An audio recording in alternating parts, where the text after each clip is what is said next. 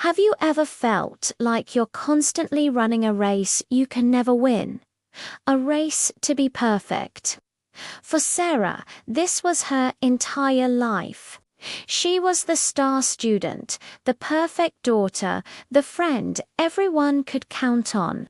She meticulously curated every part of her life, from her flawless social media posts to her perfectly ironed clothes.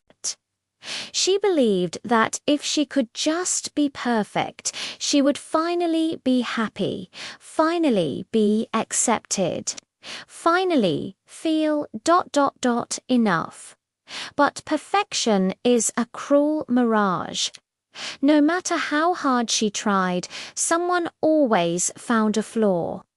Her boss would praise her work, but add a but. Her friends would compliment her outfit, then whisper about a loose thread. Her family would celebrate her achievements, then ask why she hadn't done more. Each comment was a tiny crack in the perfect facade she had built. The more she chased external validation, the more inner peace slipped through her fingers. She felt like an actress in her own life, playing a part she was starting to forget how to perform. The applause was never loud enough to drown out the voice in her head that whispered, "You're still not good enough."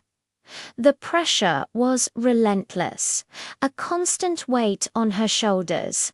One afternoon, Sarah was giving a major presentation at work, one she had spent weeks preparing for. She knew every slide, every statistic, every word by heart. She stood at the front of the conference room, the clicker in her hand, her smile perfectly practiced.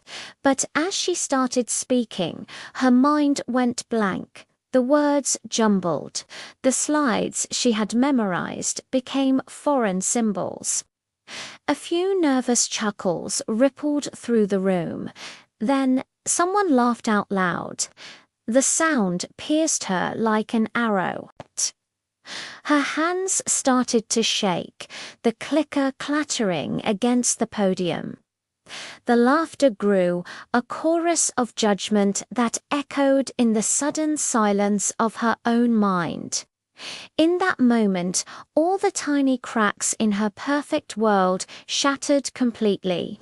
She felt exposed, humiliated, and utterly worthless.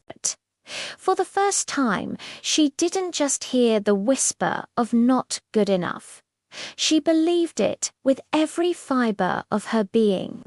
She felt like a fraud, a failure who had finally been unmasked. Defeated, Sarah left the office and walked aimlessly, the city lights blurring through her tears. She ended up in a quiet park, slumping onto a bench next to an old man who was patiently mending a small cracked ceramic pot. He worked with gentle, deliberate hands, tracing the cracks with what looked like gold lacquer. He didn't say a word, just continued his work. Intrigued, despite her misery, Sarah watched him. "Why are you fixing that old thing?" she finally asked, her voice raspy. "It's broken." The old man looked up, his eyes kind and full of wrinkles. He held up the pot, where the golden lines now made a beautiful, unique pattern against the ceramic. "This," he said softly, "is kintsugi, the art of repairing broken pottery with gold. We don't hide the cracks. We highlight them. The cracks are part of its history, part of what makes it beautiful." He then looked at her, his gaze gentle but direct. "A cracked cup still holds water, my dear. Its purpose isn't lost, and neither is yours." His words were simple, yet they struck a chord deep within her. Imperfection wasn't failure, It was history. It was character. It was human. That simple encounter was a turning point. Sarah went home and, for the first time in years, she looked at herself in the mirror. She saw the dark circles under her eyes from sleepless nights spent worrying. She saw the faint scar on her eyebrow from a childhood fall.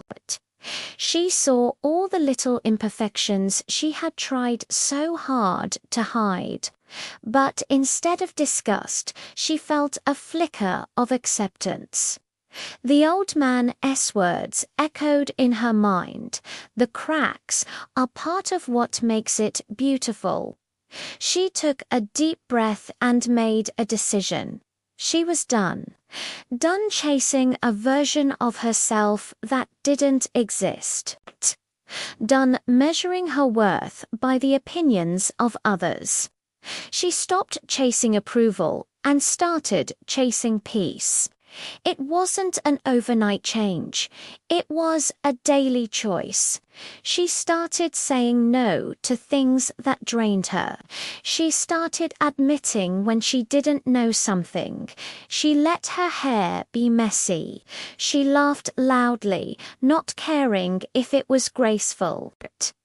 She started a journal, not to list her achievements, but to explore her feelings, her fears, her authentic self. She was slowly, beautifully, letting her own golden cracks show.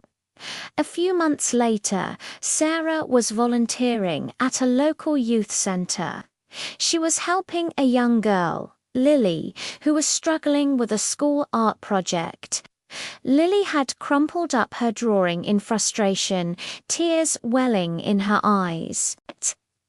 "It's not perfect," she sobbed. "Everyone else's is so much better. I'm useless at this." Sarah's heart ached with recognition. She saw her old self in Lily's tear-streaked face. She sat down beside her, picking up the crumpled paper and gently smoothing it out. It was a drawing of a lopsided tree under a slightly crooked sun. It wasn't perfect, but it was full of heart.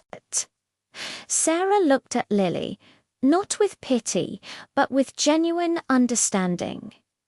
"You know what?" Sarah said softly. "This drawing is wonderful because you made it. It doesn't have to be perfect to be beautiful." She then looked the young girl straight in the eyes and said the words she had so desperately needed to hear herself. "You are enough, exactly as you are." As the words left her lips, a profound sense of peace washed over Sarah. In helping Lily accept her own imperfections, she finally, truly believed it for herself. She had learned the most important lesson of all. Nobody is perfect. And that's not our weakness. It's what makes us real. It's what makes us human. And it's what makes us beautiful. Thank you for watching. Remember to be kind to yourself today. You are enough.